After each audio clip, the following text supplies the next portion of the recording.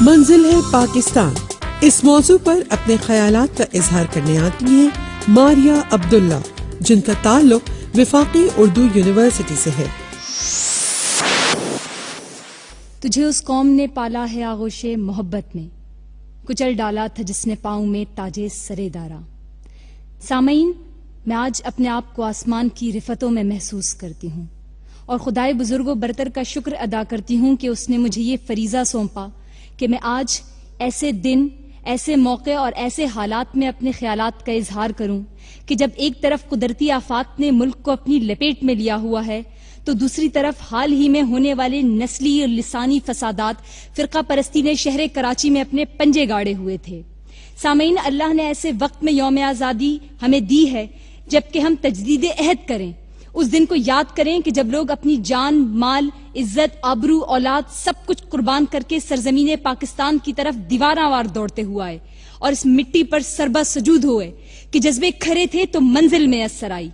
آج جبکہ ہمارے جذبوں پر زوال آنے لگا ہے تو 14 اگست کی آمد نے ہمیں پھر موقع دیا کہ اپنے جذبوں پر لگی زنگ کو پاک کر کے ہم پھر وہی جذبہ پیدا کریں کہ آزادی کا مطلب صرف ایک خطہ نہیں بلکہ سوچ کی آزادی چاہیے، خیالات پر تعزیریں نہ ہوں۔ اور آج کے دن ہمارا المیہ یہی ہے کہ ہم نے محبتوں کی سرزمین پر اپنوں ہی کا لہو بہا کر خود کو بہادر سمجھا ہوا ہے۔ ہمارے آباء و اجداد کی روحیں تڑپ اٹھتی ہوں گی جب وہ شیعہ سنی فسادات، کہیں سندھی بلوچی مہاجر پٹھان فسادات تو کہیں کشکول پھیلائے ہوئے پوری دنیا سے خیرات اکٹھی کی جائے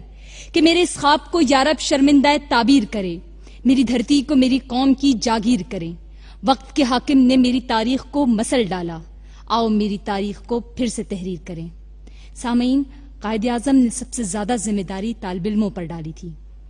نوجوان نسل پر وہ سب سے زیادہ اعتبار کرتے تھے اور اب یہ نوجوان نسل پر ہے کہ وہ اپنے اس ملک میں ہونے والی تمام برائیوں اور خامیوں کی نشاندہی کر کے ان کے سدباب کا بیڑا اٹھائیں۔ باہر سے کوئی اٹھ کر ہماری مدد کو نہیں آئے گا اور جو قومیں دوسروں کے سہاروں پر پلتی ہیں وہ کبھی اپنے پیروں پر کھڑی نہیں ہو سکتی۔ جذبہ خودداری کی کمی اور تن آسانی کی زیادتی ہی قوموں کو لے ڈوبتی ہے اور خدا وہ دن نہ دکھائے کہ ہم خدا نہ خواستہ پاکستان کو ڈوبتا ہوا دیکھیں۔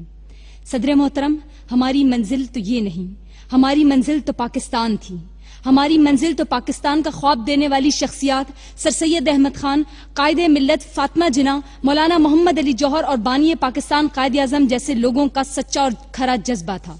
سامعین، آج کے دن ہمیں صرف خوشیاں ہی نہیں منانی چاہیے بلکہ تجدید عہد کرنا ہے، آپس میں متحد ہونا ہے، کیونکہ اغیار اس وقت حملہ آور ہوتے ہیں جب اندر منافق موجود ہوں۔ بس یہی منافقت کو ہمیں جڑ سے اکھاڑ پھینکنا ہے تاکہ پھر سند ہمارے قول کی دی جائے، انصاف ہمارا دہرایا جائے، مثالیں ہمارے معاشرے کی دی جائیں اور فیصلے ہمارے معتبر ٹھہریں کہ جب عرض خدا کے کعبے سے سب بت اٹھوائے جائیں گے، ہم اہل صفا مردود حرم مسند پر بٹھائے جائیں گے، سب تاج اچھالے جائیں گے، سب تخت گرائے جائیں گے، بس نام رہے گا اللہ کا جو غائب بھی ہے حاضر بھی،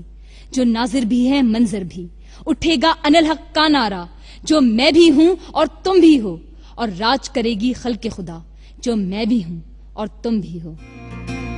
اپنے پسندیدہ ڈیبیٹر کو ووٹ کرنا چاہیں تو اپنے موبائل کے رائٹ آپشن میں جا کر ڈیبیٹ یعنی DEBATE لکھ کر اسپیس دیجیے، ڈیبیٹر کا نام لکھیے اور 1313 پر سینڈ کر دیجیے۔